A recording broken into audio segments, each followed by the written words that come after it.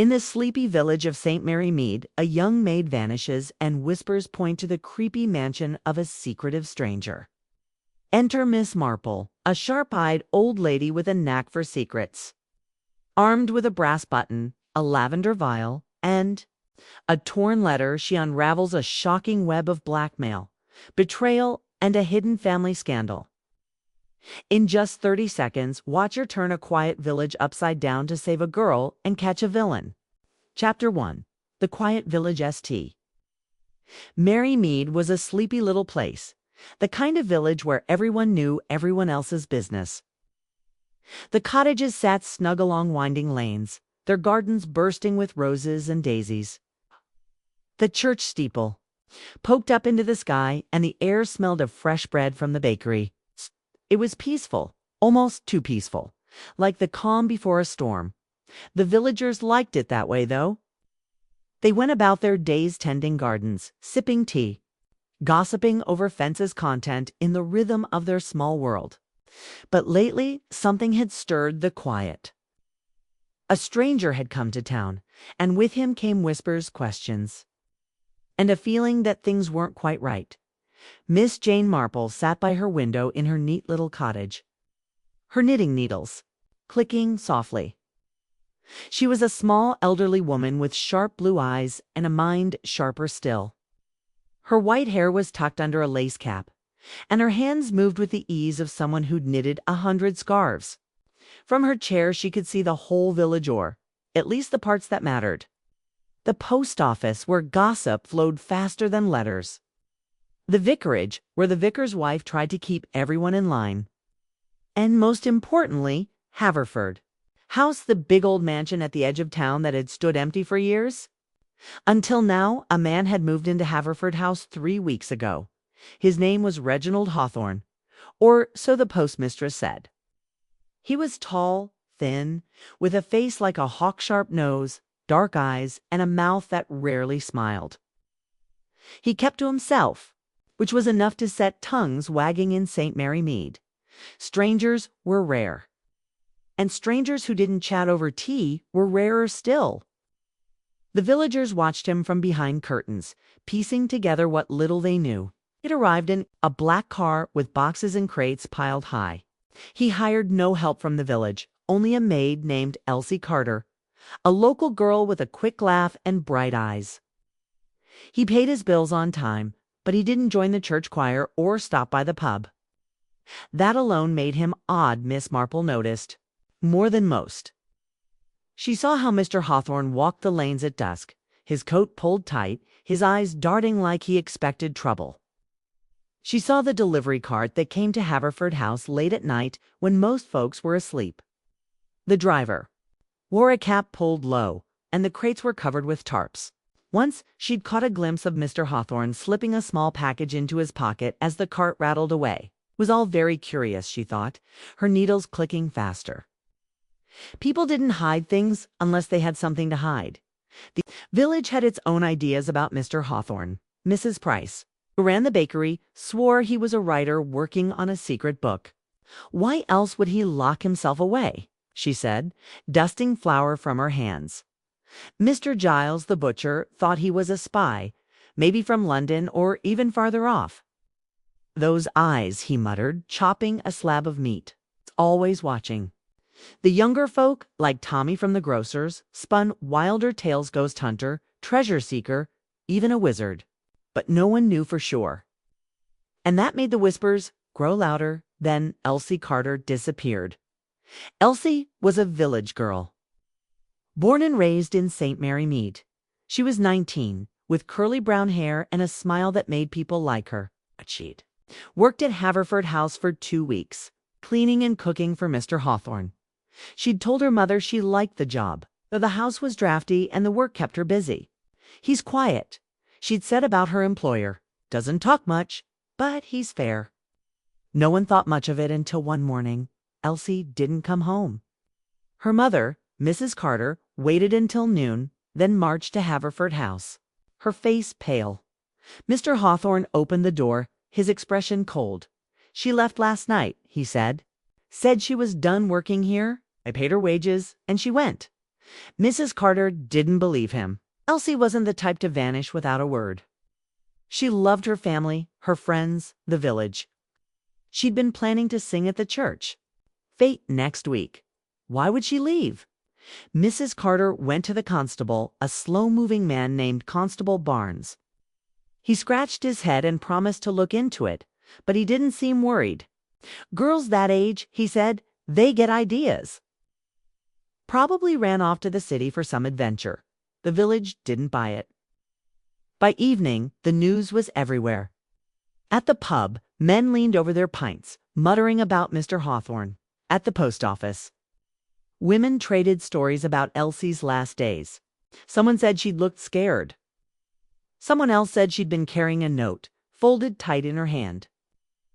Miss Marple heard it all, thanks to her maid, Lily, who soaked up gossip like a sponge. Lily was young, with a habit of talking too. Fast, but she was loyal and had a good ear for details. She was happy, Miss Lily said, setting down a tray of tea. Elsie? I saw her last week, laughing with Tommy at the grocer's. She didn't say nothing about leaving. Her mom says her clothes are still at home. Not a thing packed. Miss Marple nodded, her eyes on her knitting. Very interesting, she said softly. And what do people say about Mr. Hawthorne? Lily leaned closer, her voice low. They're saying he's got secrets. Mrs. Price thinks he scared Elsie off. Tommy says he saw Mr. Hawthorne burning papers in his garden 2 nights ago. Big stack of them, gone up in flames. Burning papers? Miss Marple repeated, her needles pausing. Now that's curious. She didn't say more, but her mind was working. People burned papers for all sorts of reasons, old letters. Bills, recipes gone wrong. But doing it at night in a village where everyone watched everyone else? That was bold, or desperate. She sipped her tea, letting the pieces settle in her head. Elsie, the note, the delivery cart, the fire, and Mr. Hawthorne always at the center, like a shadow moving through the village. The next day, Miss Marple took her usual walk. She wore her gray coat and a hat with a small feather, her steps slow but steady. She passed the bakery, waving to Mrs. Price, who was arranging scones in the window. She stopped at the post office where the postmistress, Miss Hartnell, was sorting letters. Miss Hartnell was a thin woman with a sharp tongue, but she liked Miss Marple, who always listened to her complaints. Terrible business with Elsie, Miss Hartnell said, stamping a letter. Her poor mother's beside herself. And that Mr. Hawthorne never trusted him. Too quiet, if you ask me. Quiet men often have the most to say. Miss Marple said, her voice gentle. Have you noticed anything odd about his mail? Miss Hartnell's eyes gleamed. She loved being asked for information. Well, now that you mention it, he gets packages. Not often, but big ones. And letters always in the same handwriting. Not from around here, I'd say. The postmark's blurry, but it's not local. Miss Marple smiled. You're very observant, Miss Hartnell. That's most helpful. She left the post office, her mind turning over the new detail. Packages. And letters, not local. It wasn't much, but it was something.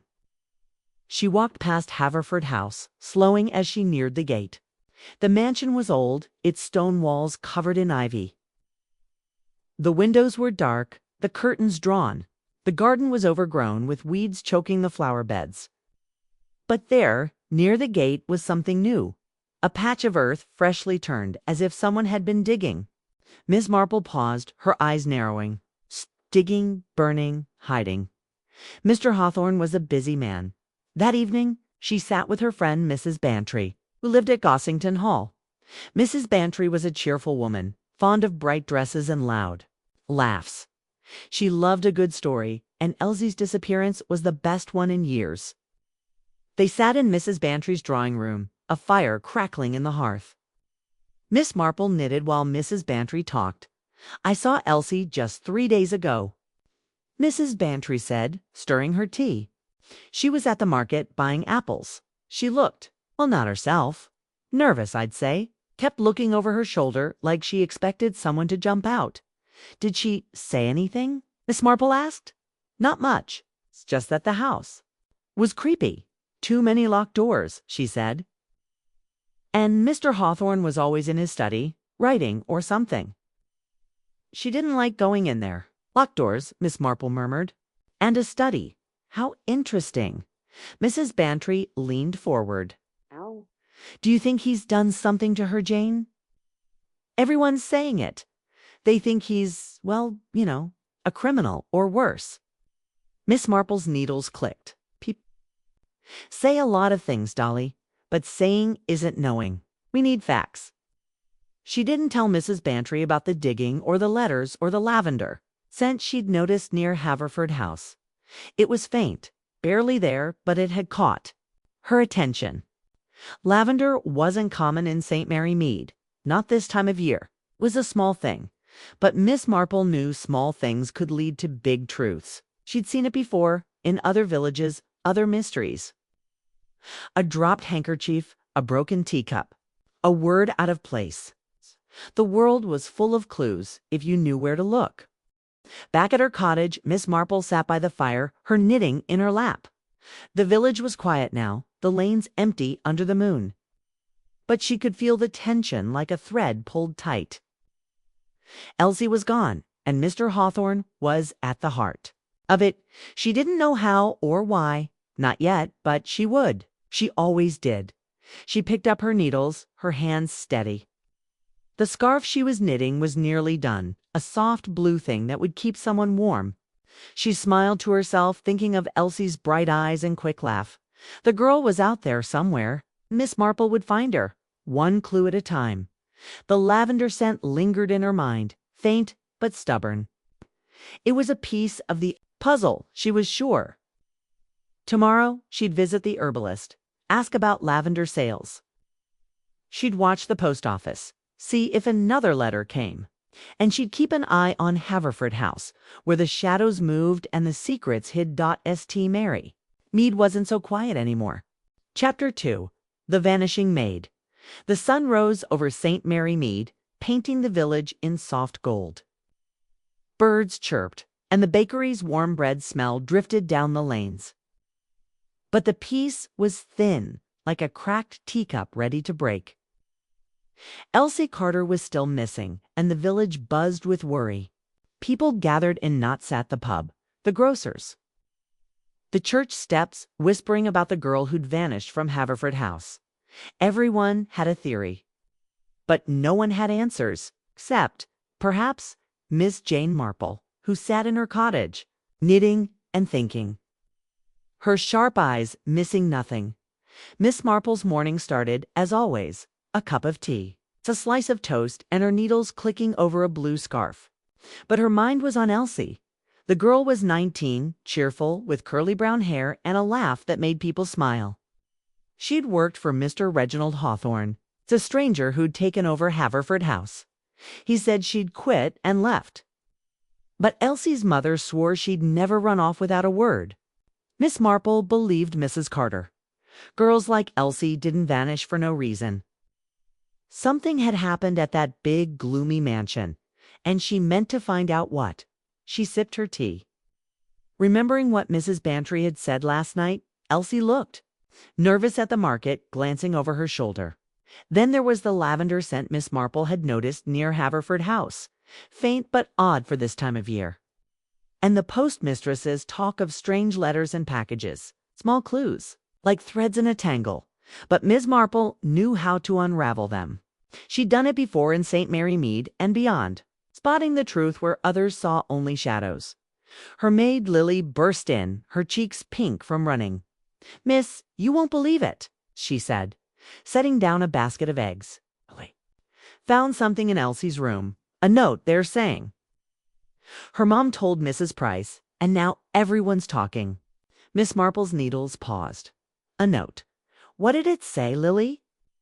Lily shook her head. Nobody knows.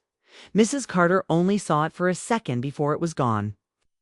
She says Elsie kept it hidden, folded tight in her apron. But when she looked again, it wasn't there, like someone took it.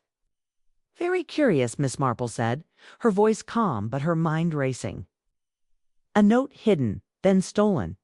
It was another thread, and a good one. What else are people saying?" Lily leaned closer, her eyes wide. "Some think Elsie was scared of Mr. Hawthorne. Tommy from the grocer's says she stopped smiling last week. And Mrs. Giles, the butcher's wife, swears she saw Elsie near Haverford House 2 nights ago, looking pale as a ghost." Miss Marple nodded. "Thank you, Lily. You're a great help." As Lily bustled off to the kitchen, Miss Marple finished her tea. A note. A nervous girl, a stranger with secrets. She thought of Haverford House, stark windows and locked doors. Mrs. Bantry had mentioned Elsie's fear of the study where Mr. Hawthorne spent his days. And then there was that patch of freshly turned earth by the gate. Miss Marple didn't like it, digging, burning papers, hiding letters. It all pointed to trouble. She decided to visit Mrs. Carter. Elsie's mother lived in a small cottage near the church, its garden full of marigolds. Miss Marple put on her gray coat and hat, grabbed her walking stick, and set out. The village was busy, with carts rattling and children playing.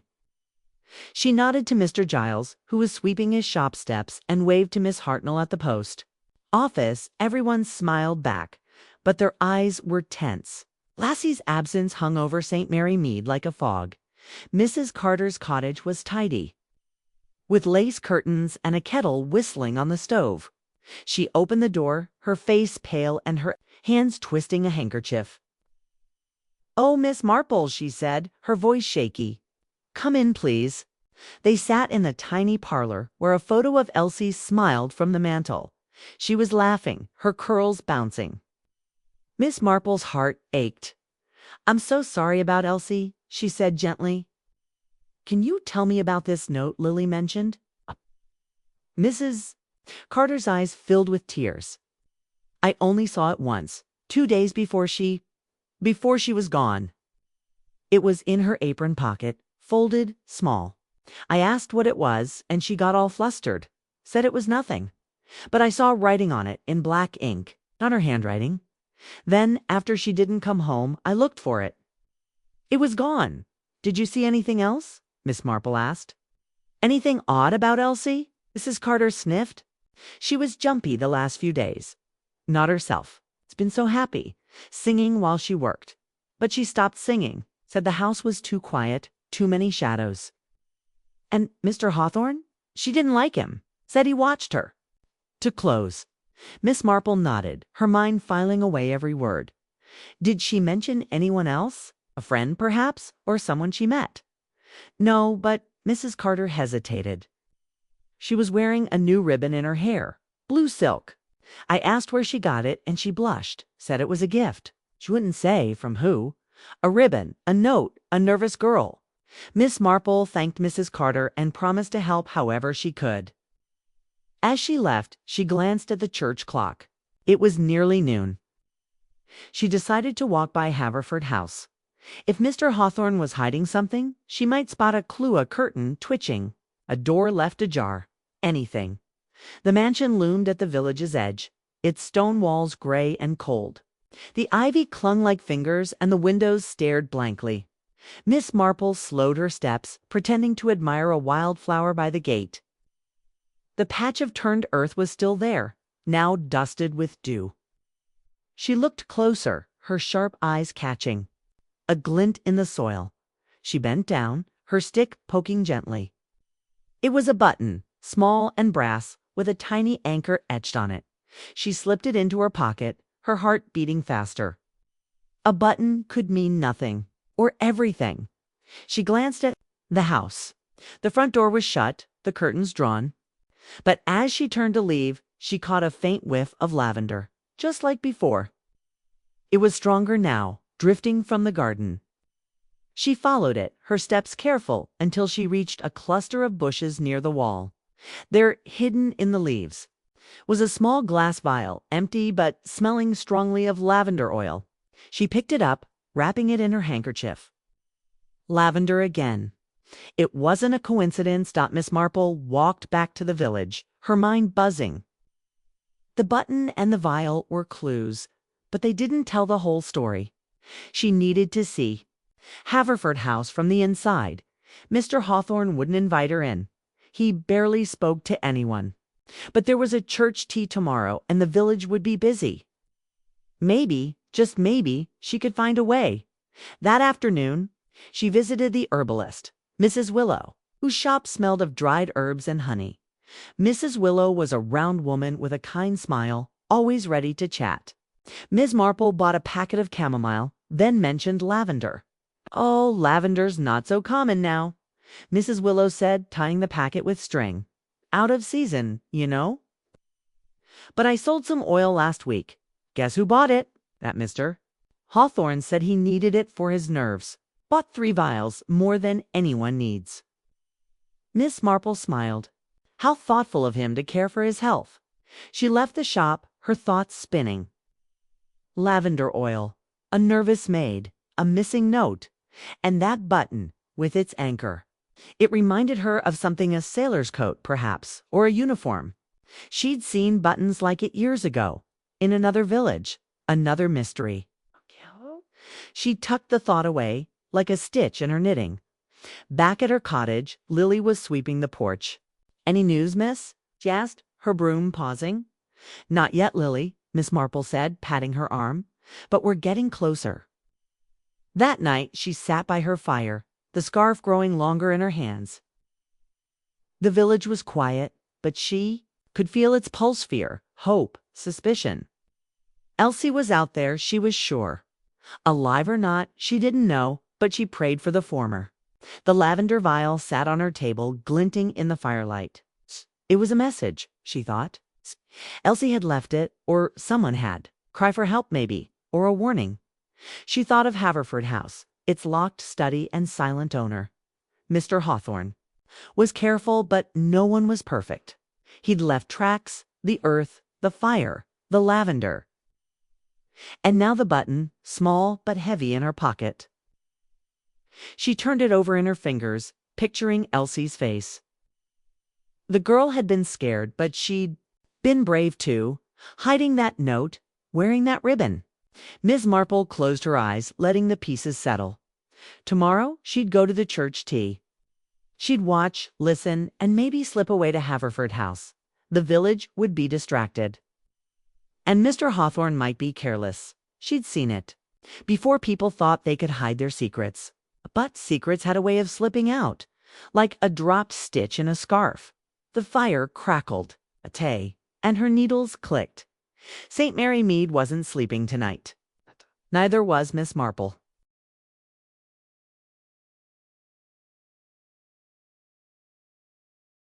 Chapter 3. The hidden letter the morning sun spilled over St. Mary Mead, warming the cobblestone lanes and glinting off the church steeple. The village hummed with its usual rhythm, carts creaking, children laughing, the bakery's bread scent wafting through the air. But beneath it all was a nervous buzz, like bees in a hive. Elsie Carter was still gone, and the whispers about Haverford House grew darker. Miss Jane Marple sat by her cottage window, her knitting needles clicking, her sharp blue eyes watching the world. She'd found a brass button and a lavender vial yesterday, small clues that felt heavy with meaning. Today she hoped to find more. The church tea was the big event, a yearly gathering where the village came together to sip tea, eat scones, and swap gossip. It was the perfect chance to listen, to watch, and maybe to slip away to Haverford House. Miss Marple sipped her morning tea, thinking of Elsie's missing note, the one Mrs. Carter said was folded tight in her apron. A note that vanished, like Elsie herself. Then there was the lavender scent, the dug-up earth, and Mr. Hawthorne's late-night habits. The pieces were piling up, but they didn't yet make a picture. She needed more threads to weave the truth. Her maid, Lily, bustled in. With a tray of toast and jam. "Morning, miss," she said, her voice bright but her eyes worried. "Everyone's talking about the tea today. They say Mrs. Carter's going, even with Elsie gone. Wants to keep busy, I reckon." Miss Marple nodded, spreading jam on her toast. "That's brave of her. Any new talk about Elsie?" Lily's face lit up, eager to share. "Oh, yes. Tommy from the grocer says he saw Elsie with a letter. Not the one her mom found, but another. He says she was reading it outside the post office, looking all serious.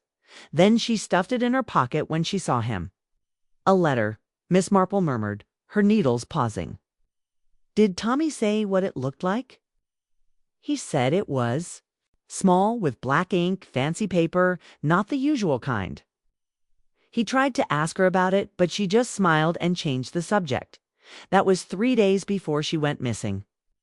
Miss Marple's mind turned. Another letter on fancy paper. It might be the same one Mrs. Carter saw, or a different one. Either way, it was important. Letters carried secrets, love, threats, plans. She thanked Lily, who hurried off to tidy the kitchen and finished her breakfast. The church tea started. At 2, giving her time to visit the post office first. Miss Hartnell, the postmistress, had sharp eyes and a sharper tongue. If anyone knew about letters, it was her. Miss Marple put on her gray coat and hat, the feather bobbing as she walked. The village was lively, with folks setting up tables for the tea on the church lawn. Banners fluttered, and the vicar's wife, Mrs. Clement, shouted orders like a general. Miss Marple smiled, waving to Mrs. Price at the bakery, who was carrying a tray of scones. The post office was quiet, just a few women chatting by the counter. Miss Hartnell looked up, her glasses glinting. "Good morning, Miss Marple," she said, stamping a letter. "Come for the tea gossip already." Miss Marple chuckled, leaning on her stick. "Not quite. I was wondering about Mr. Hawthorne's mail. You mentioned packages and letters last time. Anything new?" Miss Hartnell's eyes gleamed. She loved being the center of information. "Well, since you ask, he got another letter yesterday. Same handwriting as before, black ink, fancy paper. The postmark's still blurry, but I'd swear it's from London. He came in himself to collect it, looking all jumpy, snatched it, and left without a word." "Fancy paper," Miss Marple repeated, her heart quickening. "And he seemed nervous, like a cat in a storm," Miss Hartnell said, lowering her voice. "I don't trust him, Miss Marple. Now with Elsie gone. Everyone's saying he's mixed up in it. People say a lot," Miss Marple said gently. "But you're very helpful, Miss Hartnell. Thank you." She left the post office, her mind racing. Fancy paper, black ink, London postmark. It matched Tommy's story about Elsie's letter. Could Mr. Hawthorne have written it? Or was someone else sending letters to both of them? She thought of the lavender vial in her drawer, the brass button in her pocket. Small things, but they were starting to connect, like stitches in her knitting. The church tea was in full swing by the time she arrived. Tables were draped in white cloth, piled with sandwiches, cakes, and teapots. Villagers milled about, their voices a cheerful hum. But Miss Marple saw the strain in their faces. Mrs. Carter sat near the vicar, her eyes red, but her chin high. Miss Marple joined her, offering a kind smile. "You're very strong to be here, Mrs. Carter," she said, pouring tea. Mrs. Carter managed a nod. "I can't sit at home, Miss Marple. It's too quiet without Elsie. I keep thinking she walked through the door laughing like always." Miss Marple patted her hand. "We'll find her. Tell me, did Elsie ever mention letters? Maybe from a friend." Mrs. Carter frowned, thinking. "She did get a letter once, about a week ago. I saw her reading it in the garden. She looked not scared, but serious. When I asked, she said it was from a cousin in London. But we don't have cousins there." Miss Marple's heart skipped. London again. "Did you see the paper it was?" On it was nice, with a little design in the corner. Flower, I think. She folded it quick when she saw me. A flower design. Miss Marple filed it away, sipping her tea. She glanced around, spotting Mr. Hawthorne across the lawn. He stood alone, his dark coat out of place among the bright dresses and suits. His eyes scanned the crowd, and for a moment they met hers. She smiled faintly, but he looked away, his jaw tight. Nervous, she thought. Or guilty. The tea dragged on, with songs from the children's choir and a speech from the vicar. Miss Marple helped serve scones, her ears open to every word. Mrs. Price whispered that Elsie had bought a new shawl the day before she vanished, paying with a shiny coin no one recognized. Mr. Giles muttered about strange noises from Haverford House at night creaks, like someone moving heavy things. Miss Marple nodded, her mind weaving the clues together. As the crowd thinned, she saw her chance. Haverford House wasn't far, and Mr. Hawthorne was still here, talking to the vicar. She slipped away, her stick tapping the path. The mansion loomed ahead, its windows dark. Its gate creaked as she pushed it open, her heart pounding. She wasn't young, but she was careful, and she knew how to be quiet. The garden was wild, with weeds choking the roses. She paused by the patch of turned earth, checking for new signs. Nothing. But the lavender scent was there, faint but sharp. She followed it to the bushes where she'd found the vial. Something caught her aja scrap of paper, caught in the thorns. She pulled it free, her fingers trembling. It was a torn envelope, with black ink and a floral design in the corner. A lavender sprig was tucked inside. Dried but still fragrant, Miss Marple's breath caught. This was no accident.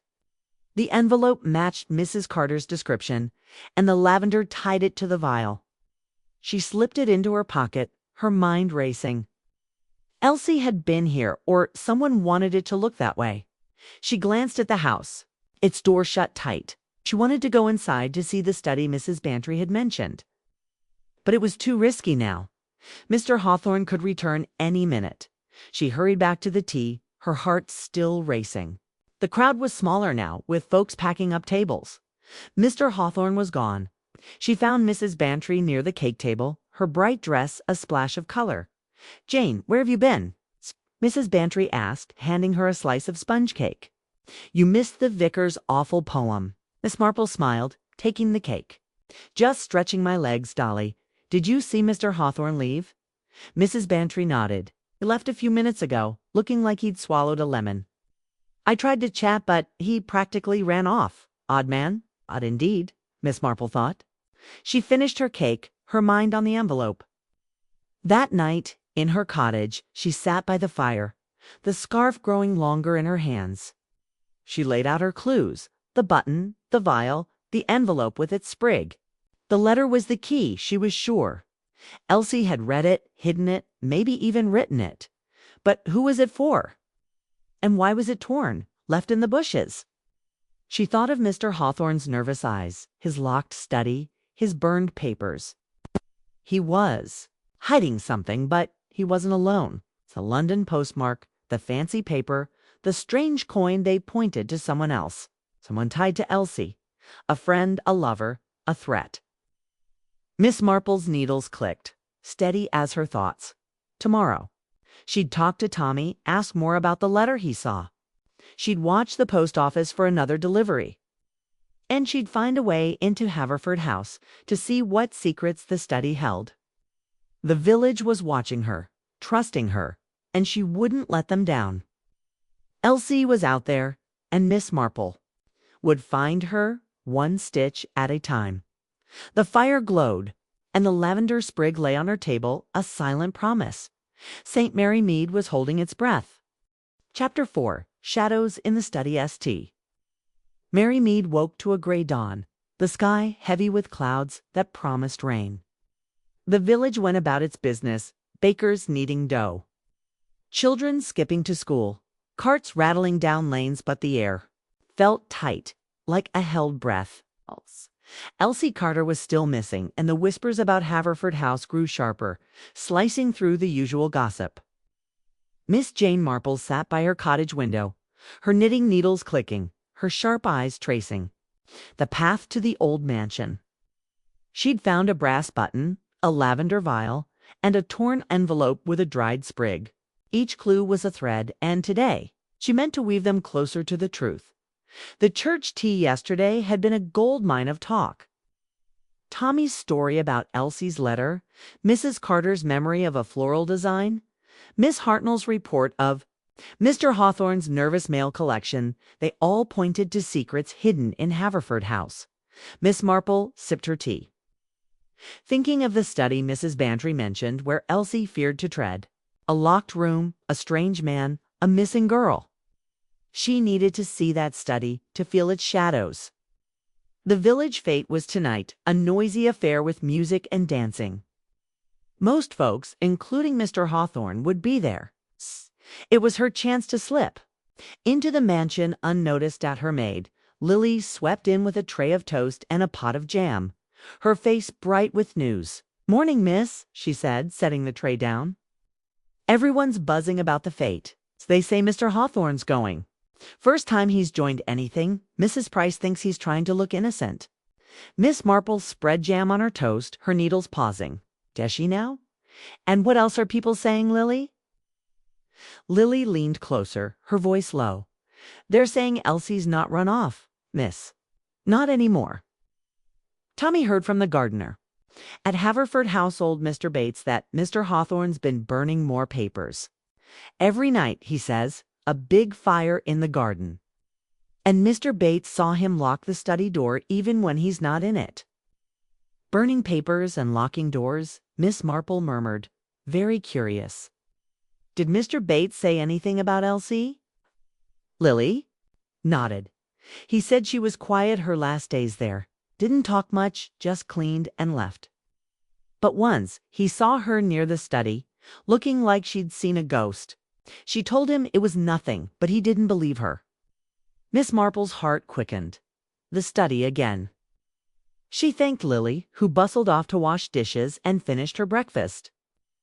The fete started at 6, giving her time to visit Mr. Bates. He was a gruff old man, fond of his roses and not much else, but he liked Miss Marple. It's given him a scarf last winter. And he'd warmed to her quiet ways. She put on her gray coat and hat, the feather bobbing as she walked. The village was busy with folks hanging lanterns and setting up stalls for the fete. She nodded to Mr. Giles at the butcher's and waved to Mrs. Clement, who was fussing over a banner. Haverford House was a short walk, its stone walls looming through the trees. She didn't go to the gate instead. She took the back path where Mr. Bates worked in the garden. He was there pruning a rosebush, his hands rough and his cap pulled low. "Morning, Miss Marple," he grunted, barely looking up. "What brings you here?" "Just to chat, Mr. Bates," she said, smiling. "Your roses are lovely. I hear you've been busy at the house."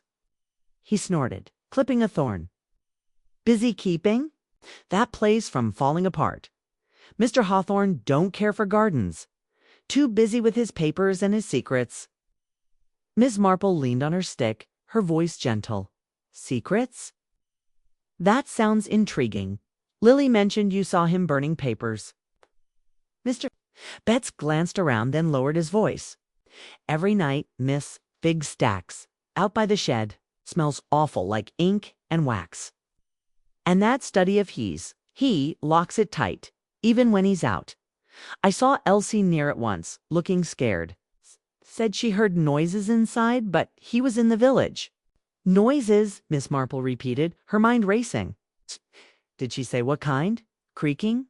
Like furniture moving?" "Didn't stay to find out. Poor girl, I should have asked more." He shook his head, his hand still. "You've been very helpful, Mr. Bates," Miss Marple said, patting his arm. "I'll bring you some tea from the fete." She left him to his roses, her thoughts spinning. Noises in a locked study, papers burned nightly, Elsie's fear. The fete would keep Mr. Hawthorne busy, but she'd need to be quick. Haverford House was old, with creaky floors and watchful shadows. She'd have to be a ghost herself to get in and out unseen. The fete was a whirl of color and noise when she arrived that evening. Lanterns glowed, music played, and children darted through the crowd, chasing ribbons. Tables groaned with pies, jams, and lemonade. Miss Marple wore a plain dress, her hat tucked low, blending into the chatter. She spotted Mr. Hawthorne near the dance floor, his dark coat stark against the bright dresses. He stood stiffly, sipping a drink, his eyes scanning the crowd. Nervous, she thought, but here. She had time. She helped Mrs. Price at the scone stall, her ears open, Mrs. Carter was there, her face pale, but her hands busy with cups. "Any news, Miss Marple?" she whispered, pouring tea. "Not yet," Miss Marple said softly, "but we're close. Did Elsie ever mention the study at Haverford House?" Mrs. Carter frowned.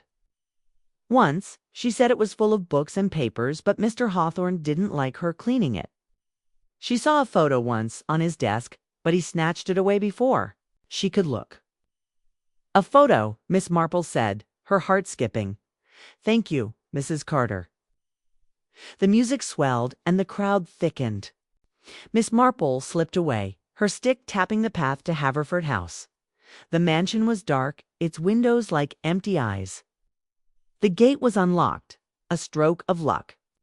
She moved quietly, her heart pounding, the lavender scent faint in the air. The front door was two risky servants, might be about stead. She circled to the back where a small door led to the kitchen. She tested the handle, turned. Inside the house was silent, the air heavy with dust and secrets. She moved through. The kitchen, her steps light, avoiding creaky boards. The hall was dim, lined with old portraits that watched her pass. She'd been in Haverford House years ago for a charity tea, and remembered the study's location, second floor, end of the corridor. She climbed the stairs, her stick silent on the carpet, her breath steady despite her age. The study door was shut, but the lock was old, and Miss Marple carried a hairpin for just such moments. She'd learned the trick long ago, in another village, another mystery. The lock clicked after a moment, and she slipped inside, closing the door behind her.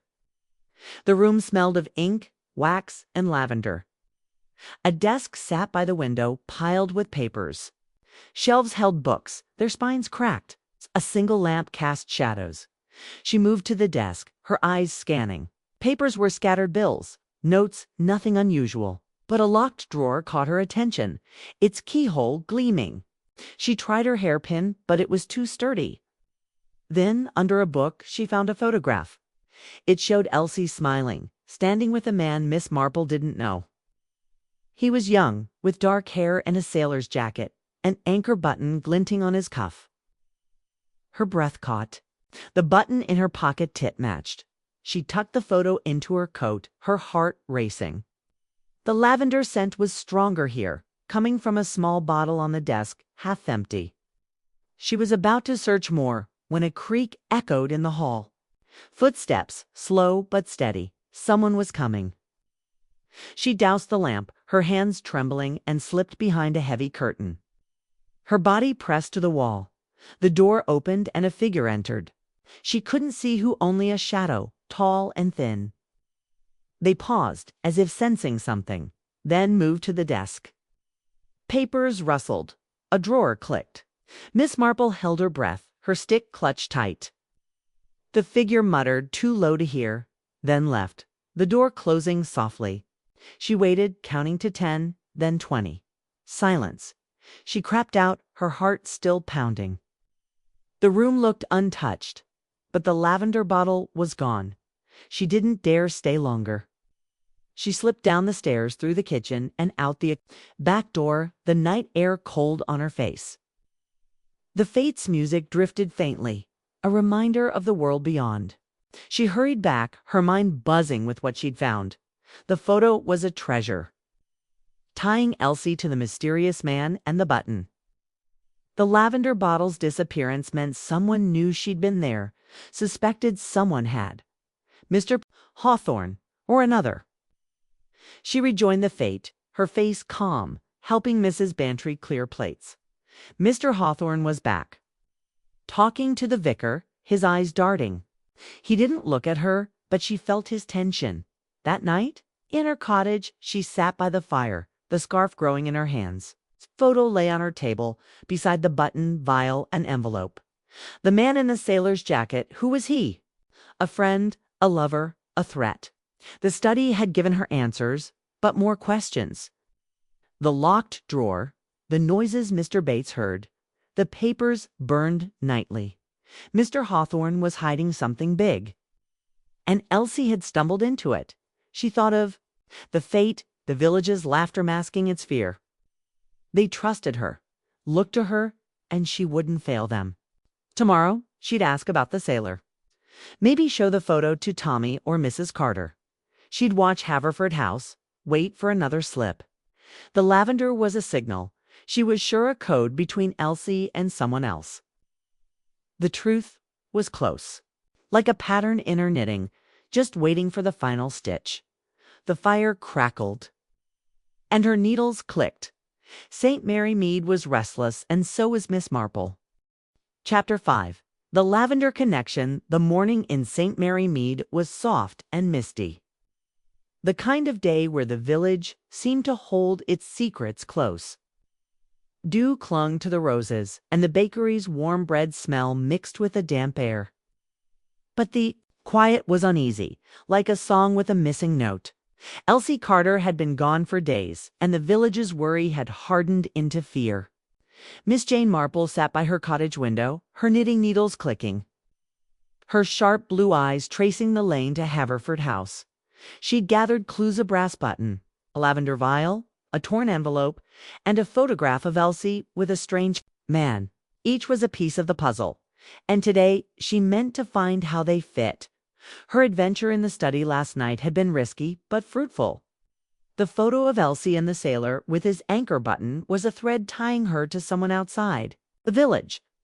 The lavender scent, stronger in the study, matched the vial and the sprig in the envelope. Mr. Hawthorne's burned papers, locked drawer, and nervous ways pointed to a secret he guarded fiercely. Miss Marple sipped her tea, thinking of Elsie's fear, the missing note, the fancy letter from London. Lavender was the key. She was sure a signal, a code, a cry for help. She needed to know more about it, and who else was tied to it. Her maid, Lily, bustled in with a tray of toast and a boiled steak, and a boiled egg, her cheeks pink with gossip. "Morning, miss," he said, setting the tray down. "The village is all aflutter. They say Elsie's shawl was found near the river, torn to bits. Mrs. Carter's heartbroken, thinks it's a bad sign." Miss Marple's needles paused. "A shawl by the river. Who found it, Lily?" "It's Tommy from the grocer's," Lily said, cracking the egg for her. "He was fishing yesterday. Saw it caught in some reeds.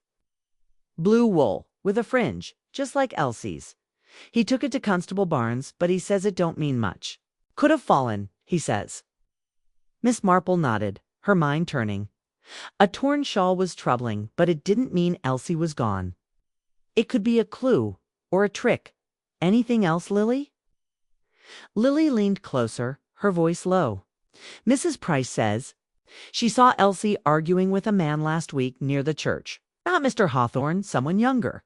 She couldn't see his face, but he had dark hair and a funny walk, like he was limping." "A limping man," Miss Marple murmured, her heart quickening. The sailor in the photo, could he limp? She thanked Lily, who hurried off to sweep the porch and finished her breakfast. The shawl, the argument, the lavender, they were all connected, she was sure. She decided to visit the herbalist, Mrs. Willow, again. If Mr. Hawthorne bought lavender oil, maybe someone else had too. Then she'd talk to Tommy about the shawl and the man Mrs. Price saw. She put on her gray coat and hat, the feather bobbing as she walked. The village was quieter today, the fate's excitement gone. Folks nodded to her, their smiles tight. She passed the church where the vicar was tending graves, and the post office where Miss Hartnell sorted letters. The herbalist's shop was at the village's edge, a cozy place with a sign shaped like a leaf. Inside it smelled of mint, rosemary, and honey. Mrs. Willow was behind the counter tying bundles of sage, her round face warm with a smile. "Good morning, Miss Marple," she said, brushing her hands. "Back for more chamomile?" Miss Marple smiled, setting her stick against the counter. "Not today, Mrs. Willow. I was thinking of lavender. You mentioned Mr. Hawthorne bought some oil. Has anyone else asked for it lately?" Mrs. Willow's eyes widened, sensing a story. "Well, now that you mention it, yes. A young man came in, about a week ago. Dark hair, bit of a limp. Said he needed lavender oil for his sister, but he was jumpy, kept looking out the window. bought 2 vials, paid in a hurry, and left. Miss Marple's heart skipped. A limping man, dark hair, buying lavender. Did he say his name or where he was from? No name, Mrs. Willow said, tying another bundle. But he wasn't local. Had a city way of talking, maybe London. I thought it odd to him buying so much. Lavender's not cheap this time of. Your Miss Marple nodded, her mind racing. You're very observant, Mrs. Willow. Thank you. She left the shop, her thoughts spinning. The limping man matched Mrs. Price's story and could be the sailor in the photo. He was tied to Elsie, to Lavender, to Haverford House. She walked to the grocer's, where Tommy was stacking apples, his freckled face serious. He brightened.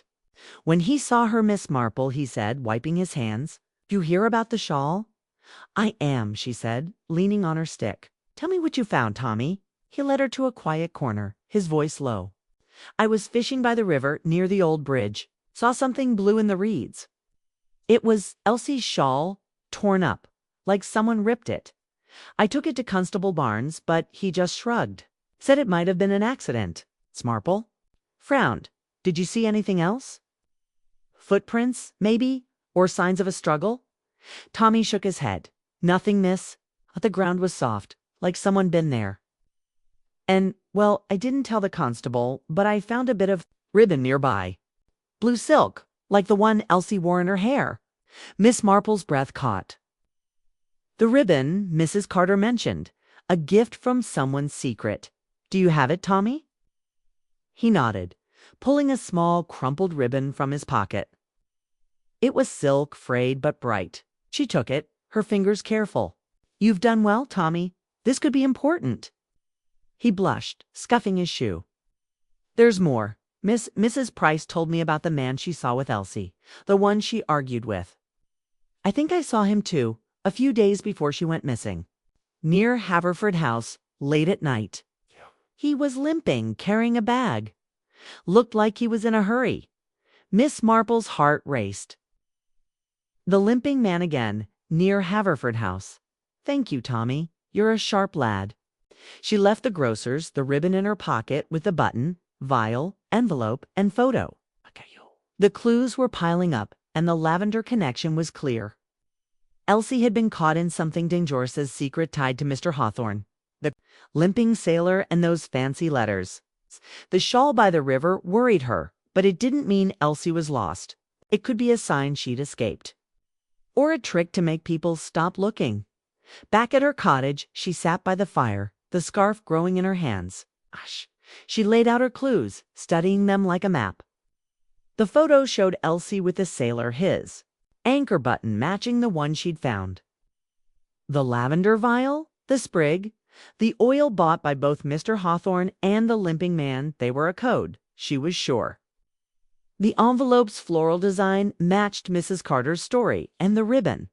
Was Elsie's a gift from someone close? The shawl, torn and abandoned, was a warning.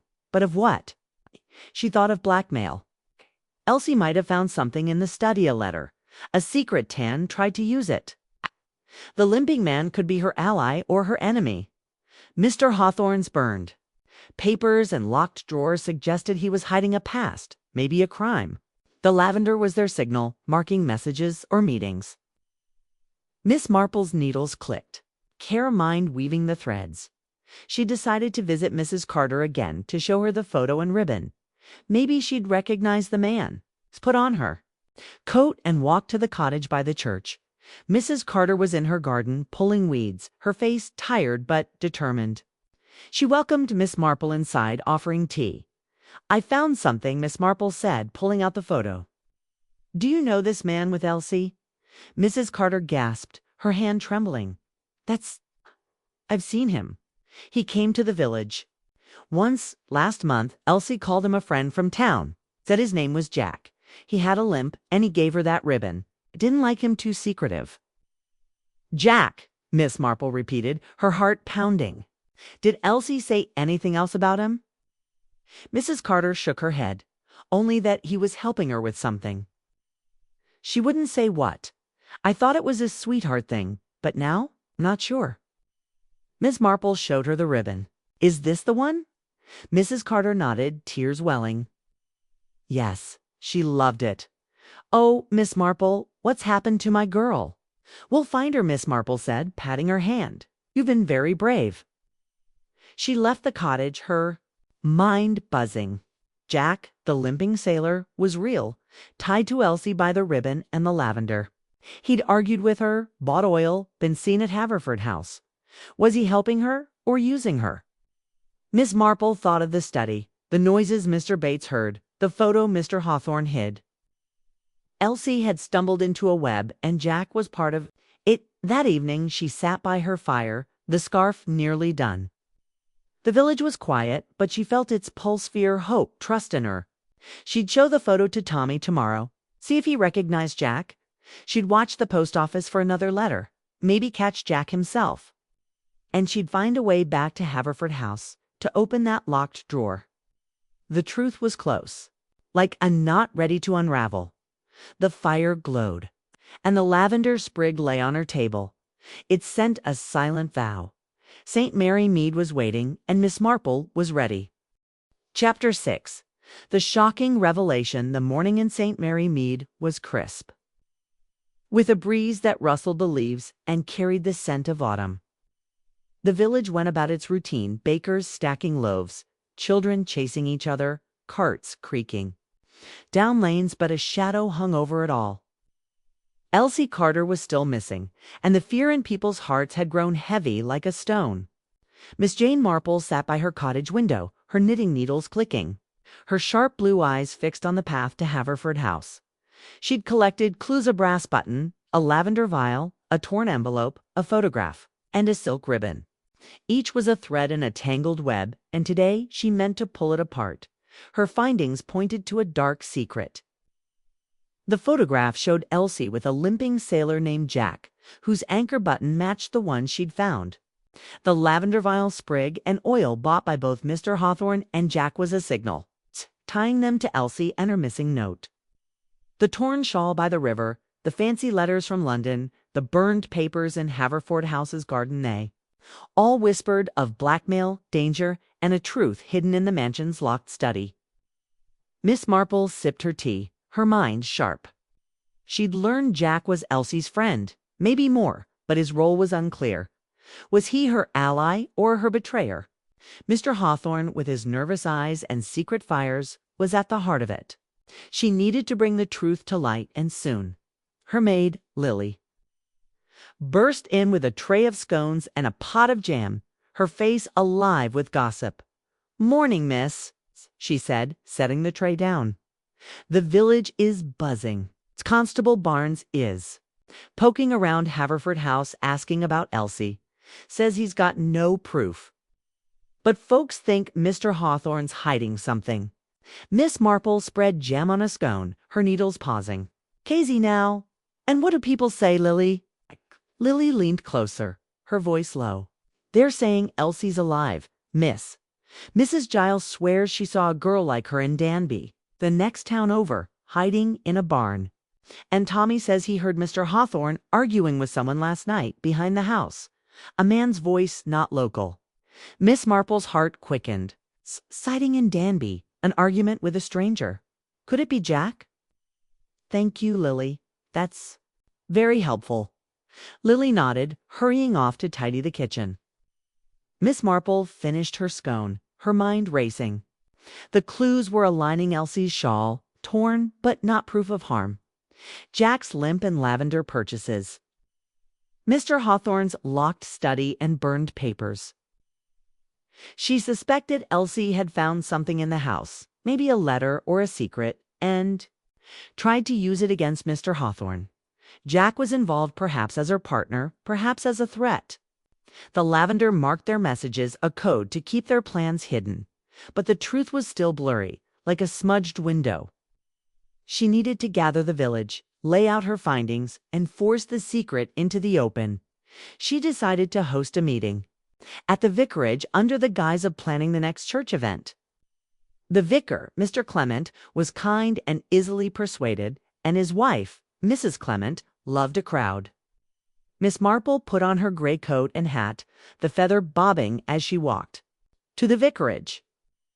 The village was busy, with folks sweeping steps and hanging laundry.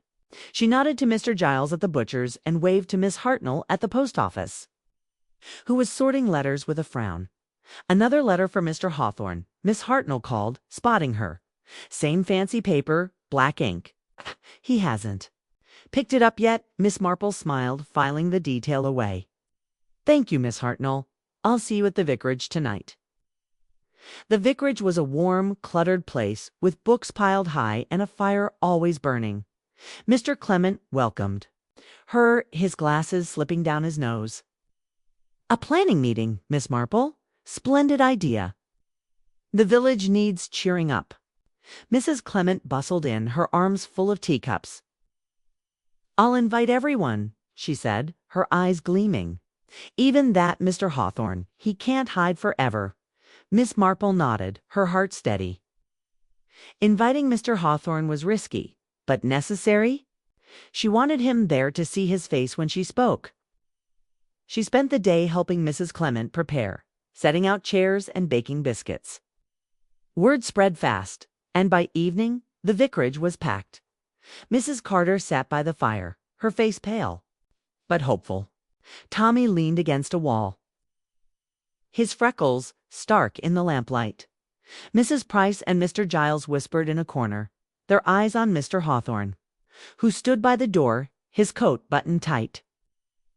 His dark eyes darted like a fox sensing a trap. Miss Marple stood, her voice gentle but firm. Thank you all for coming, she said, her knitting in her lap. We're here to plan the harvest fair, but first I want to talk about Elsie. She's one of us and we must find her. The room went quiet, all eyes on her.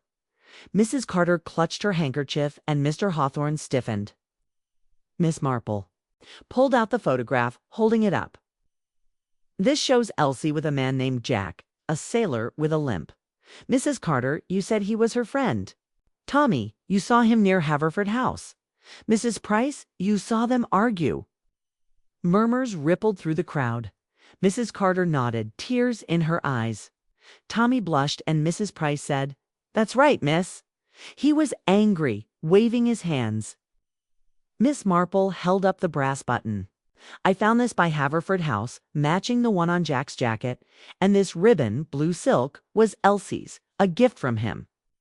Tommy found it near her torn shawl by the river. Mrs. Carter gasped and the crowd leaned closer. Mr. Hawthorne's face was pale, his hands clenched. Miss Marple pulled out the lavender vial and sprig. Lavender is the key. Mr. Hawthorne bought lavender oil, and so did Jack. I found this vial in the garden and this sprig in a torn envelope. It's fancy paper and black ink, like the letters Mr. Hawthorne gets. The room buzzed, voices rising. Mr. Hawthorne stepped forward, his voice sharp. This is nonsense. I've done nothing wrong. Elsie left my employ, that's all. Miss Marple met his eyes, her voice calm. Then why burn papers every night, Mr. Hawthorne? Why lock your study? Why was Elsie scared, and why did she have a letter she hid from her mother?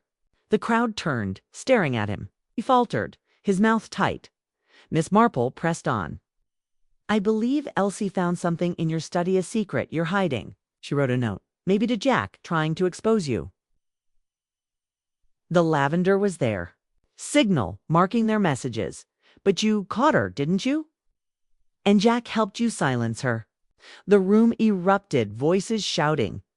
Mrs. Carter sobbed, and Tommy clenched his fists. Mr. Hawthorne's face twisted, but before he could speak, Constable Barnes pushed through the crowd, his face grim. That's enough, Miss Marple. We've got news. Elsie's been found alive in Danby. She was hiding in a barn with a girl named Sarah, her old school friend. Mrs. Carter cried out, joy mixing with tears. The crowd gasped, turning to Miss Marple, who smiled faintly. And Jack? She asked. Barnes nodded. Caught him this morning trying to leave Danby. He's talking now. Says Mr. Hawthorne is Elsie's uncle, hiding a family scandal. Elsie found letters in his study proving he'd stolen money years ago. She tried to blackmail him with Jack's help. tone threatened her, so she ran to Sarah. K. The crowd turned to Mr. Hawthorne, who looked like a trapped animal. "It's not true," he shouted, but his voice cracked. Barnes stepped closer, his hand on his belt. "We've got the letters, Hawthorne," he said. "Elsie kept copies, and Jax confessed. You're coming with me." Two men grabbed Hawthorne, who struggled but couldn't break free. The crowd cheered, some crying, some shouting. Mrs. Carter hugged Miss Marple, her voice choked. Thank you. Thank you." Miss Marple patted her hand, her eyes on Hawthorne as he was led away. The lavender sprig, the button, the photo they'd led her to the truth. Elsie was safe, Jack was caught, and Hawthorne's secret was out. The village would heal, but it would never forget. That night she sat by her fire, the scarf finished, a soft blue bundle in her lap. The clues lay on her table, their work done. She thought of Elsie's laugh, her courage, her fear. The girl had been brave, but reckless, tangled in a game too big for her. Jack had been her friend, then her betrayer, lured by Hawthorne's promises. The lavender had been their code, a secret shared until it broke them. Miss Marple closed her, eyes the fire warm on her face. The vicarage meeting had been a risk, but it worked. The village had rallied, and the truth had come, like a stitch completing a pattern. Tomorrow, Elsie would come home, and St. Mary Mead would breathe again. But Miss Marple knew other secrets waited. In other houses, other hearts. She'd be ready, her needles always clicking, her eyes always watching. The fire crackled, and the lavender sprig lay still, its scent fading. St. Mary Mead was safe, for now. Chapter 7. The village restored. The sun rose over St. Mary Mead, painting the village in gentle gold. The air was fresh, carrying the scent of roses and fresh bread from the bakery. Children laughed in the lanes, and carts rattled softly, their wheels humming a familiar tune. The shadow that had hung over the village was gone, lifted like a fog burned away by morning light. Elsie Carter was coming home today, and the people of St. Mary Mead felt lighter, their smiles real again. Miss Jane Marple sat by her cottage window, her knitting needles silent for once, her sharp blue eyes watching the world settle back into its rhythm. The blue scarf she'd finished last night lay folded in her lap, a quiet trophy of her work. The vicarage meeting had been a triumph. Miss Marple had laid out her clues, the brass button, the lavender vial, the torn envelope, the photograph. The silk ribbon and wove them into a story that shocked the village. Mr. Reginald Hawthorne, the stranger in Haverford House, was Elsie's uncle, hiding a stolen fortune and a shameful past. Elsie had found his secret letters, tried to blackmail him with help from a sailor named Jack, and paid the price with fear and flight. The lavender was their code, marking notes and plans, but it led Miss Marple to the truth. Hawthorne was arrested. Jack confessed, and Elsie was found safe in Danby, hidden by a loyal friend. The village had cheered, cried, and hugged. Their faith in Miss Marple stronger than ever. She sipped her tea, thinking of the clues that had guided her. The button glinting in the dirt by Haverford House matched Jack's sailor jacket. Lavender vial, tucked in the bushes, carried the scent that haunted the mansion. The envelope, torn and floral, held a sprig that tied Elsie to the letters. The photograph showed her with Jack, a friend turned traitor. The ribbon, blue silk, was her gift from him, found near the torn shawl that had scared everyone. Each clue was small, easily missed, but Miss Marple knew small things held big truths. She'd seen it before, in other villages, other mysteries. A dropped glove, a broken cup, a word out of place. The world was a puzzle, and she loved solving it. Her maid, Lily, burst in with a tray of toast and honey, her face bright with excitement. "Morning, miss," she said, setting the tray down. "The village is all aflutter. Elsie's train comes at noon. Everyone's going to the station. Mrs. Carter's baking her favorite cake, and Tommy's making a sign. They're calling you a hero, miss." Miss Marple smiled, spreading honey on her toast. Nonsense. Lily, I only did what needed doing. How is Mrs. Carter? Lily leaned closer, her voice bubbling. Happy as can be, miss. She was at the bakery this morning, laughing with Mrs. Price. Says Elsie's promised to tell her everything once she's settled. And Constable Barnes is strutting like a rooster, taking credit for the arrest, but everyone knows it was you. Miss Marple chuckled softly. Let him strut, Lily. The important thing is Elsie's safe. Any talk about Mr. Hawthorne? Lily nodded, her eyes wide. He's in jail in Danby, miss. They say he's confessed to the theft, but not to hurting Elsie. Jack's talking too. Says Hawthorne paid him to scare her off. The village wants them both locked up for good. Miss Marple's heart steadied. Justice was moving, slow but sure. She thanked Lily, who hurried off to wash dishes and finished her breakfast. The lavender sprig lay in her notebook, pressed flat, a reminder of the case.